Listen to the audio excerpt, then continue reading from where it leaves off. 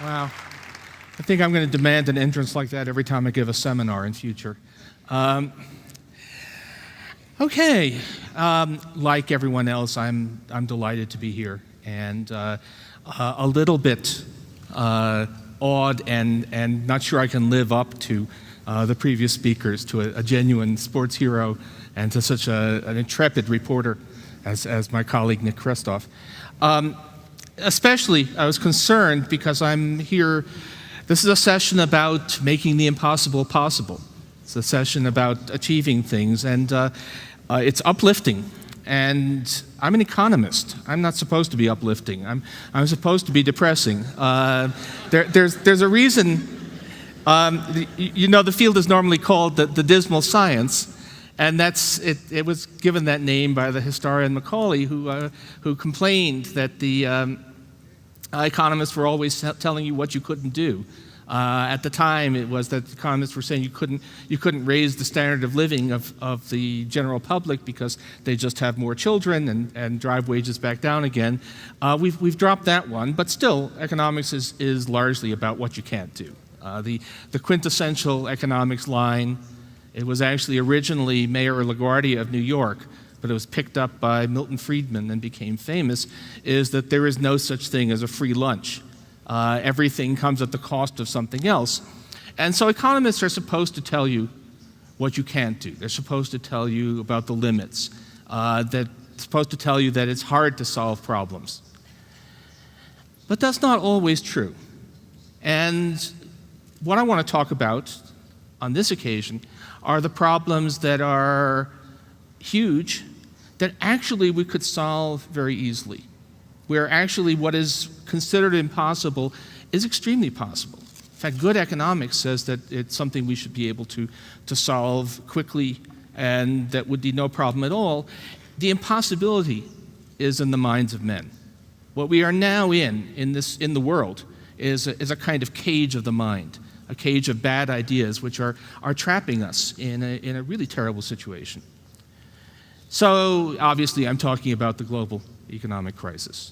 I find it, given what I do, but also because of how we live, I find it hard to think about anything else these days.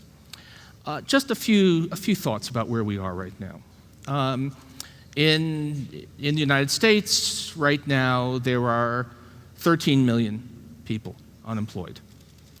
Of those 13 million, almost half, 6 million, have been out of work for more than 6 months. More than 4 million have been out of work for a year. That's a terrible, terrible thing. It does enormous damage, not just to a family's finances, but to your sense of yourself. There's nothing more corrosive than being unemployed, trying again and again to find a job and finding that no one wants you. And I know that not just from abstractions, but because I have friends and relatives in that position. Unless you're a very, very insulated person, you know people who are in that position. Across the Atlantic, there are 23 million people unemployed in the European Union. Again, soul-crushing, soul-deadening. In Europe, by and large, people continue to receive health care. They get more income support than they do in the United States. So in some ways, it's not as bad, but there too, the damage is enormous. And it's not just the unemployment. It's not just that people are told you can't have jobs. There are lots of other things that we're being told we can't have. Young people are in effect being told, well, you can't have a future. You can't have the future you thought you were going to have. Again, I know the United States better, though I know the same thing is happening in other countries as well. Right now, almost a quarter of our recent college graduates are either unemployed or working part-time when they didn't really want to be working part-time. And quite a few of the rest, we don't know exactly how many, but quite a few of the rest are not working in jobs that make use of their skills. They've gone through, they've gotten the education, they've done what we told them they should do, which is equip themselves for the modern world, and they're waiting tables in restaurants, driving taxis. They're not able to make use of those skills. Then there's the even younger people. Education. We all say that education is the most important thing. And in the United States, over the past 2 years, we've laid off about 300,000 school teachers. Somehow, we didn't seem to think it was that important to maintain education. The physical world, the infrastructure. I'm a little parochial here. I live outside New York, in New Jersey to the west. New York is in a fundamental sense, it's my home. New York is linked to the west. It's linked to actually all of the United States on the other side of the Hudson River by one rail tunnel. There's one tunnel under the Hudson River carrying trains. That tunnel was completed in the year 1910, the year when the revolution in Mexico began. It has not been expanded. It has been maintained, I hope, but it has not been upgraded. So there's a plan to build a second tunnel. It was canceled because they said we couldn't afford it. Amazing. So you say, well, surely there must be good reasons why we are not doing these things. There must be good reasons why all of those people have to be unemployed. There must be good reasons why we can't be educating our children or giving jobs to new college graduates, giving them a future. Well, that's an odd thing, because you ask, how did this happen? What went wrong here? Were there hordes of locusts eating all of our crops? Well, that didn't happen. Were there earthquakes that destroyed our productive capacity? Well, Fukushima, but basically no. Have we forgotten stuff? Did we get stupider? Did we lose the technology we had? And none of that happened. All that happened was that we somehow messed up the organization of things. And of course, a lot of my life is spent trying to study how such things happen. But when all is said and done is we have what amounts to somebody entered some wrong instructions on the global economic computer. You hit the wrong key, and so the thing crashed. But surely you should be able to reboot it. Surely you should be able to get those people back to work. You should be able to get this economy working for people, because ultimately what economics is about people. It's not about money. Money is just a means to providing people with the jobs and the standard of living that they should have. And yet we live in a world in which all of the people who seem to have the ability to make decisions are saying that it is impossible to actually fix this problem anytime soon. It's a quite amazing thing. Right now we're in a situation where if you're an economist, a kind of dull guy who sits in a room and stares at computer screens and is always lecturing people on the limits, and you sit down with your basic textbook economics, you say, this thing can be fixed. We pretty much know how to do this. We've been through these things before. We can do this. Somebody like me is a wild optimist and says, if we just did what we already know how to do, in a year or two, we could have this thing would be over. And all of the people who are supposed to be more in touch with the common man, more in touch with reality, are the ones who are saying, oh, no, we can't do it. A couple of things that are going on here. You might say, well, look, we have all of these unemployed people. Maybe for the time being, business isn't willing to hire them, but surely there are useful things we could do. Why doesn't the government either contract with business or directly put them to work? If we say we need that bridge under the Hudson River, or we need to fix our roads around the country, or we need to fix the water systems that are leaking and wasting, or the sewage systems that are kind of making us nervous, or build some new train systems. All of these things that we could be doing. Well, actually, of those 13 million unemployed people in the United States, 1.8 million were recently employed in the construction industry. We have the people to do that. Why don't we issue some bonds, hire them, put them to work on the infrastructure? Well, we're told you can't do that because the government has to be like a family and has to balance its budget.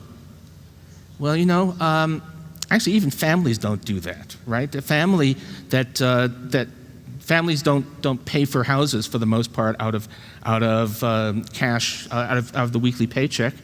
But in any case, the government is not a family. A government, it's maybe a bit more like a business, and you expect a business when it has good opportunities to borrow and take advantage of those opportunities.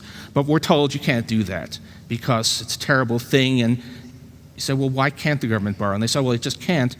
Funny thing, actually, U.S. government at least can borrow right now.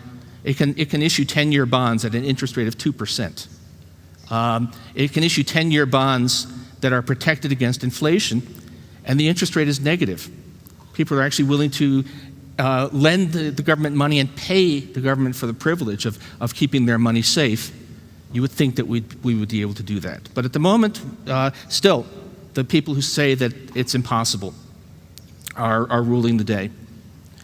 Another thing you can do, I'm sorry, not quite what I meant to say. You can say, well, maybe, think of the government as a business. Think of it as investing in the future of the country. Why shouldn't we be able to do that? There's a problem with that, it turns out, which is that people start to say, oh, well, but then prove to me that these things you want to do are actually things that make sense from a business point of view. Which is, of course, silly, because if these were things that made sense from a business point of view, we'd have businesses doing them. There are certain things that governments have to do. We do not count on businesses to educate our children. We do not count on businesses to build a central infrastructure. This is a well-known fallacy, so much so that the great economist John Maynard Keynes, who wrote during the 1930s, during the Great Depression, but his writings reads almost as if it was written yesterday. What he faced, we face. He was so frustrated. He wrote about how as soon as you propose spending on anything useful, people start to demand that it makes sense as a business proposition and try to shoot it down. That he said, maybe what we have to do is we have to spend on things that are totally useless instead. That way no one will raise the objections. So he actually proposed burying bottles full of cash in coal mines and letting the private sector dig them up again. And they said that'll get us to full employment. So some of you may know I had a version of that myself recently. My version is we have to announce that we face a threat of invasion from aliens from outer space. And that to prepare for the invasion, we have to go and repair our roads and bridges so that we can move troops around. And we need to educate our children so that they're ready to face the alien threat. And we'd have full employment in a year and a half because when you're faced when survival from invasion is at stake, everyone forgets about all this, all the objections they usually raise, and then after we have full employment, we say, oh, sorry, we made a mistake. There aren't any aliens, but we would have solved the problem. Okay, so this is not going to happen. What can happen?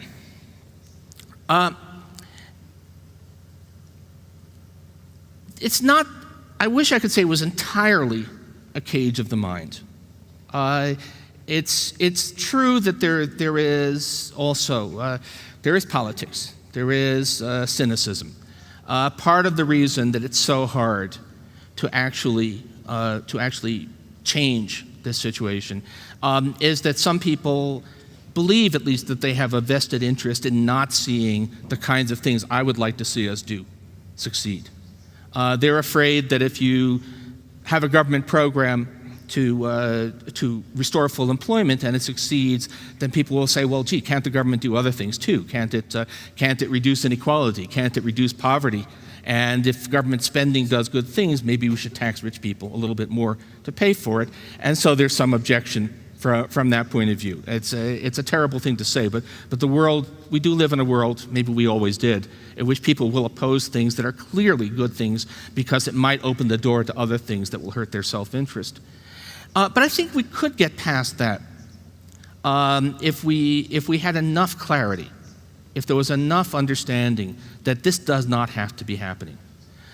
Because the fact of the matter is that right now, nobody makes profits from an unemployed worker. Nobody is better off because large parts of the US economy, large parts of the European economy are sitting idle. Almost nobody anyway, is going to be better off if we have an uneducated population, if we sacrifice the future. Oh, and there's one thing I forgot to mention. Those college graduates who aren't finding jobs now, who are unemployed or working part-time or working in some job that makes no use of their skills, how long will their future be scarred by that experience? And that's one of those things where we actually have evidence, because we have had slumps before, though not as bad as this one. And so we have a pretty good idea of what happens to college graduates who come out in the wrong year, who come out during a bad year for the economy. How long will they pay for that mistake of timing? And the answer is forever. They never recover. If you don't get on that ladder of personal advancement, you never actually make it to where you should be in life, to echo Mark Spitz. You never become what you should be. And of course, since those students, those frustrated students, are not just working for themselves, but they are our future as well. That's something that we'll sacrifice for all of us. So what we need to do is we need to convince enough people who have the ability to make things happen, that it doesn't have to be this way. That, I guess, is my impossibility. It's making the economy better is the most possible thing in the world. If we could just had just some clear thinking, some clear discussion among the movers and shakers of the G20. If we'd been talking, if that meeting that happened recently had been about how do we get people back to work instead of how do we deal with essentially self-inflicted problems in the Italian bond market, we could be on the road to recovery within months. The problem is making that conversation change. So what do you do? Well, obviously, personally, what I do is keep on writing and keep on talking. I've had an important lesson, though, in the last couple of months. You're all familiar, presumably, with the demonstrations. It began as Occupy Wall Street, but there now are demonstrations around the world. Demonstrations which are largely young people, but not entirely. I've been to the park in Manhattan where it's taking place, and there's a fair number of people my age. There's a fair number of gray-haired people in good coats joining it. And this funny thing that happened, I've been arguing that we need to change course, that we need to change this discussion. I've been arguing it for years. It seemed to me, yelling. Other people have been doing the same thing. People like Joseph Stiglitz at Columbia University, another bearded Nobel laureate who's been screaming, we have to do something about the unemployed. And we have plenty of visibility. I have the great privilege, along with Nick, of writing, twice a week I get to occupy the finest journalistic real estate on the planet. And somehow that never seemed to move the discussion. And then a fairly ragtag group of people, but real people who were out there, who are clearly not just writing for a living, people who are really out there in the world, got there and made themselves visible, and the conversation has changed. The policies haven't changed yet, but the conversation has changed. I can feel it. I can see that there's an emboldening of the good people, and there are a lot of good people in government, that the good people have gotten, in a way, it's almost like you broke a spell. The bankers in their good suits and their plausible sounding reasons about why nothing can be done had monopolized the conversation completely. And then all of a sudden, a few people gathered in parks in various cities and said, this is not right.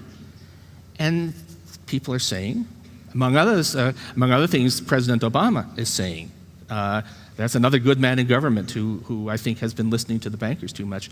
People are saying, hey, this doesn't have to be this way. So that's my impossible dream.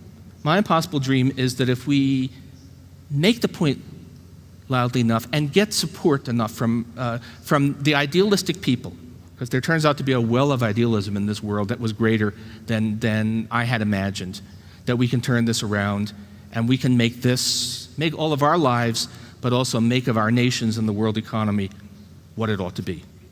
Thank you. Thank you.